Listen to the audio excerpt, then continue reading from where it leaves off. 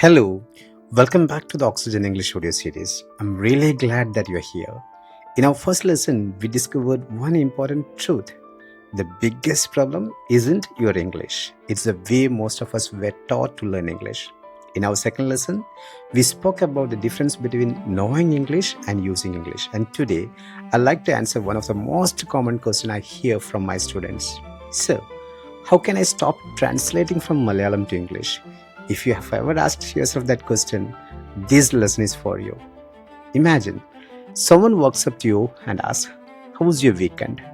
You understand the question, you know the answer, but before you speak, something happens. Your brain quickly says, wait, let's think in Malayalam first. You prepare your answer, then you begin translating it in English. Only after that you start speaking. By then, the other person is still waiting. Sometimes they even ask another question before you have finished your first answer. Does that sound familiar? If it does, please don't feel discouraged, because this doesn't mean you're poor at English. It simply means your brain is taking a longer route. Here is something that might surprise you. Your brain is not working against you. It's actually trying to help. Think about it. You've been using Malayalam for years. Every feeling, every memory, every conversation has been stored in Malayalam. So when you need to speak English, your brain naturally uses Malayalam as a bridge. That's completely normal. Every person who learns another language goes through this stage. The goal is not fight your brain. The goal is to train it gently. Let me give you a simple example. Think about the day you got a new mobile number. Maybe it was a SIM card that you had just bought, or a number you had to change for work. On the first day, if someone asked, "Hey, what's your phone number?" you probably wouldn't answer straight away. You'd pause. You'd think carefully. You might even look at your phone to make sure you remembered it correctly. But after a few months, the same question doesn't make you think anymore. The answer comes out immediately. Why?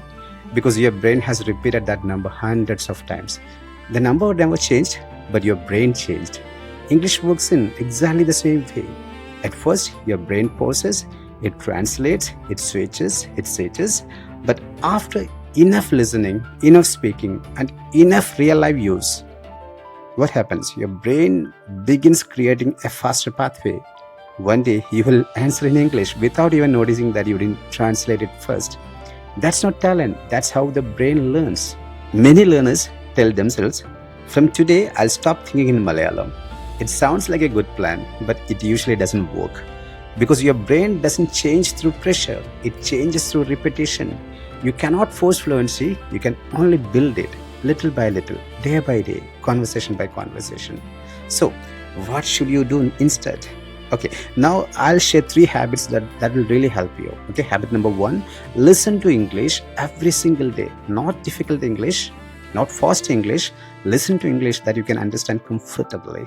Your brain learns through repeated exposure, not through confusion. And habit 2, learn useful phrases instead of single words. Don't only learn the word busy, learn the whole phrase. I'm a bit busy at the moment. Okay? Don't only learn late, learn sorry, I'm running late.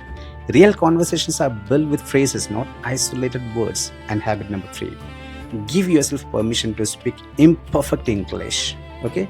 Many people wait until every sentence is perfect. Be ready to make mistakes, correct them, then move forward. That's how fluency grows. And here is something I'd like you to try today. Choose one activity that you do every day, perhaps making a cup of tea, walking to work, cooking dinner, or driving to the office. Listen to a simple English podcast or audio while doing that activity. Don't try to memorize every word. Don't pause the audio. Don't translate every sentence. Simply listen.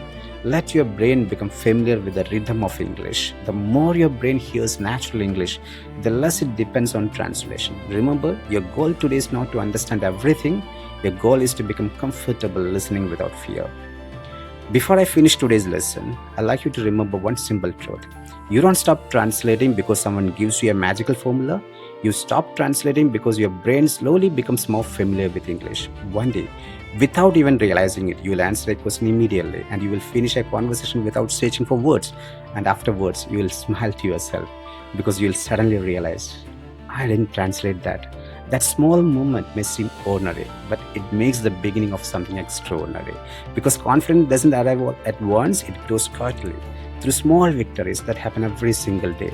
So be patient with yourself, keep listening, keep learning, keep showing up. Your future English isn't being built in one big moment, it's being built one conversation at a time. Thank you for listening. This is Shai Judia. I'll look forward to meeting again in our next audio lesson.